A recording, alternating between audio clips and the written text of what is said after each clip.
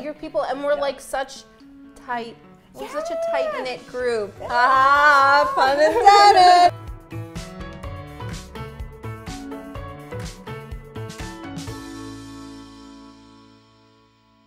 Hey everybody, it's Shira, and I am very excited because I have a very, very special guest. Now, I've always wanted to write a book, but I have not. But Alanna here has. Alanna, welcome. Thank you so much for having me. This is Alanna Okun, everyone, and she has written this book. Yes, it's The Curse of the Boyfriend Sweater. Now, I have heard of The Curse. I have never gotten to that point where I have actually knitted or crocheted a sweater for a boyfriend because the curse scares me. Totally. Because I can only get so far in relationships. However, let's talk about this. So I've been writing about knitting kind of forever because I'm a writer and I'm a knitter, and they're really kind of interconnected for me. I'd written I worked for BuzzFeed for a little while, and I wrote one piece that was all about using knitting to kind of get through the death of a couple friends who died really young. Later on, I wrote a piece about knitting and anxiety, which I have a lot of, and knitting has very much helped combat that. And then I kind of realized, I think I have a lot more essays to write about this. And I can't take credit for the title because obviously it's been sort of part of the lore of our people for so long. Of course. But one of the essays in the book is all about it. Is about I was sort of the serial monogamist for a long time, kind of jumping from relationship to relationship, would often knit for boys, and it would end not necessarily in disaster, but just expectations wouldn't align, which I think is what the curse is largely about. When did you start knitting? Because you read in your book, you've been crafting for a long time. Yeah, I mean, I learned to knit, I think, around when I was 6, so definitely well over 20 years by this point.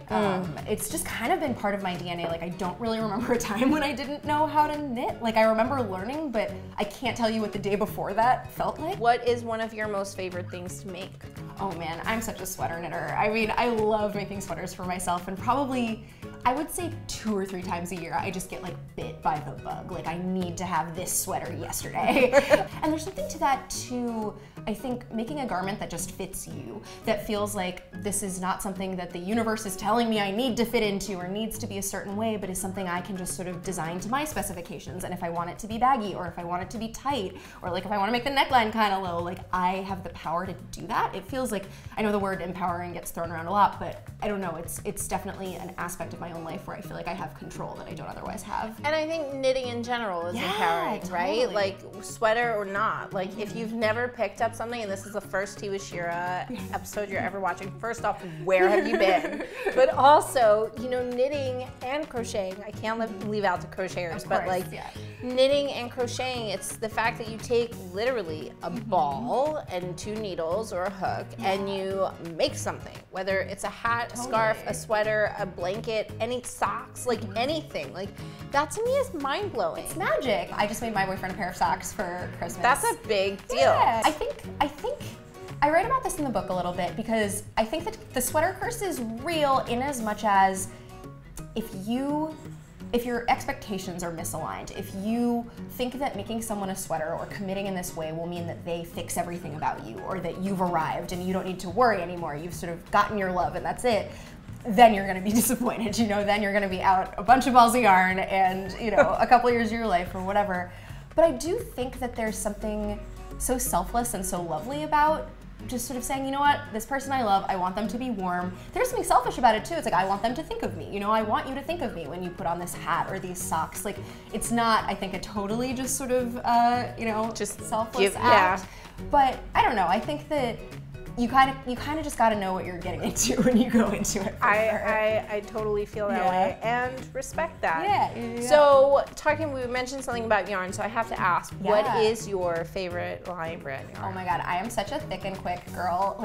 It's funny because obviously, I'm talking about socks. I love making little fiddly things, but at the end of the day, I just love being able to whip something up, especially, frankly, if it's a gift for someone who's maybe not a boyfriend, but who you've like owed a sweater or a hat or like a scarf to for a long time. It's like instant gratification. It is. It is. Well, I'm really happy that you came by, and I want to know. So, where can people? When is your book coming out? It comes out March 20th. March 20th. We like to do this. We like to point down. So help me point down. Point down in the description. There is a link to purchase the book. So go ahead and do that, because I think that this is definitely going to be something that you keep by your bed at night, and just read a story each night, because I think that you'll find a way to relate to it in some way or another. And can people follow you anywhere? Yeah. I love Twitter. I can't quit Twitter. And my handle is just my first name, Alanna. Okay, so at Alanna, you can find the author on Twitter of The Curse of the Boyfriend Sweater. And until then, Alanna, thank you so much for stopping by. This was such a pleasure. Having me. Yes. This was great. And I guess, I mean, I kind of feel like there's no curse now. I feel like you've talked me out of this curse. We've eradicated the curse. We've eradicated the curse. All I need to do is work. So happy knitting, everybody. Bye.